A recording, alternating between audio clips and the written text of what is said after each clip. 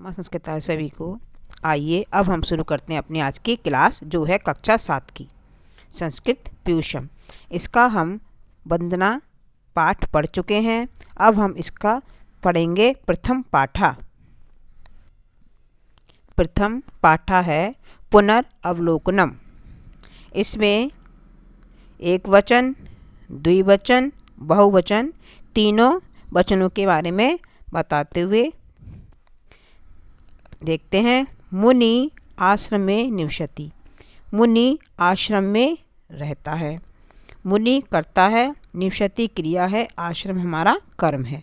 तो मुनि आश्रम में निवसति, मुनि आश्रम में रहता है।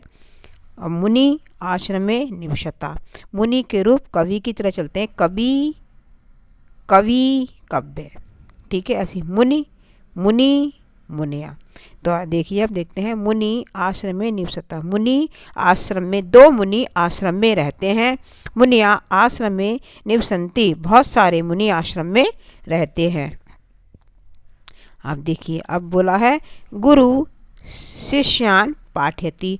गुरु शिष्यों को, ये द्वितीया का बहुवचन है, तो गुरु शिष्यों को पढ़ाते हैं। अब देखिए, इसमें गलत दिया हुआ। इसमें जब हम गुरु के रूप भानु की तरह चलेंगे, गुरु, गुरु, तो इसमें विसर्ग नहीं दिया हुआ है।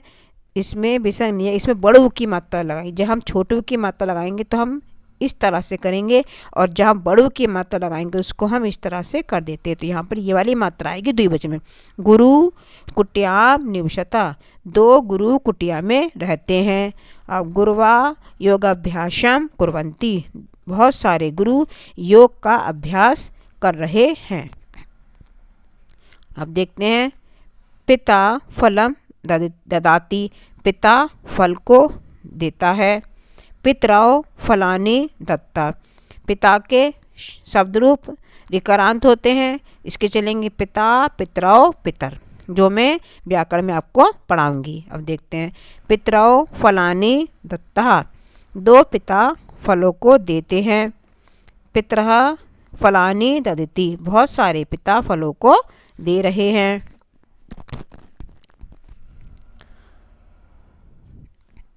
नदी, नदी हमारा स्त्रीलिंग है। इसके बनेंगे नदी प्रवहति, नदी, नदी प्रवहति, नदी बहती है। नद्यो प्रवहता, दो नदियाँ बहती हैं। नद्य प्रवहन्ति, बहुत सारी नदी बहती हैं। अब देखिए, अब ये है गाय। गाय भी हमारा स्त्रीलिंग है। धैनु पश्यति, गाय देखती है। अब देखिए, जैसे गुरु की तरह ही, लेकिन गुरु पुल्लिंग है। गुरु पुल्लिंग है तो उसकी तरह चलेंगे, लेकिन उसमें भी देखिए ये धेनु, धेनु पश्यता, दो गाय देखती हैं। इसमें बड़ू की मात्रा, यहाँ छोटू की मात्रा है। उसी के तरह थोड़ा गुरु की तरह ही, लेकिन थोड़ा सा अंतर है, क्योंकि वो हमारे जो गुरु हैं वो पुल्लिंग के हैं और ये हमारे स्त्रीलिंग के हैं। थोड़ा सा अंतर है इसमें। धेनु पश्यता, दो गाय देखती हैं। धैनवा क्षेत्रे चरंती, बहुत सारी गायें क्षेत्र अर्थात मैदान में चल रही हैं। अब देखिए, अब दिया हुआ है।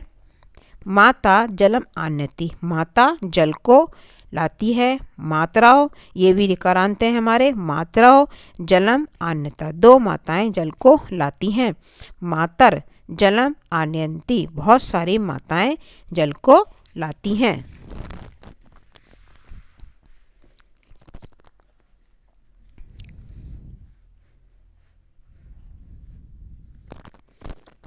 फिर है हमारा दधि पात्रे अस्ति। दधि हमारा नपुंसकलिंग में, नपुंसकलिंग बनेंगे दधि, दधिनी, दधिनी।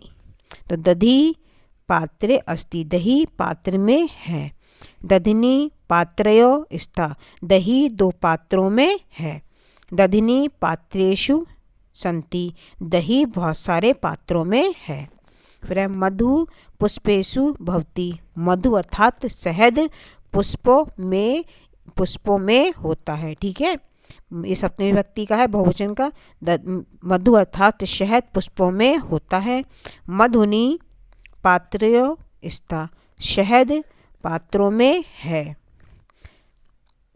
मधुनी, मधुनी मधुकोशेषु संति, जो शहद होता है वो मधुकोश में होता है, ठीक है। अब देखिए, अब इसके हम शब्दार्थ भी देख लेते हैं। शब्द होते हैं इसके। निवसति निवास करते हैं, पाठयति पढ़ाते हैं, कुर्वन्ति करते हैं, वेदाभ्यासम वेदों का अभ्यास, जबकि उसमें दे रखा है योगाभ्यासम योग का अभ्यास। यहाँ पे थोड़ा सा अंतर दिया हुआ है। धेनु गाय, गोष्ठे गौशाला, गौशाला सब पीछे नहीं दिया हुआ है, उसमें दिया हुआ है हमारा क्षेत्र। मधुकोशेषु मधुमक्खियों के छत्तों में, परिणमति रूपांतरित होता है, परिवर्तित होता है। ठीक है, फिर है पात्रों में, 2 पात्रों में। आज के लिए इतना ही काफ़ी है। आपको मेरी वीडियो कैसी लगी मुझे कमेंट बॉक्स में लाइक और सब्सक्राइब कीजिए, और कमेंट बॉक्स में बताइए। इसके अभ्यास कार्य मैं तुम लोगों को कल कराऊंगी। देखिए इसमें ये दिया हुआ है, इसका मैं तुम लोगों को कल कराऊंगी। नमः संस्कृताय।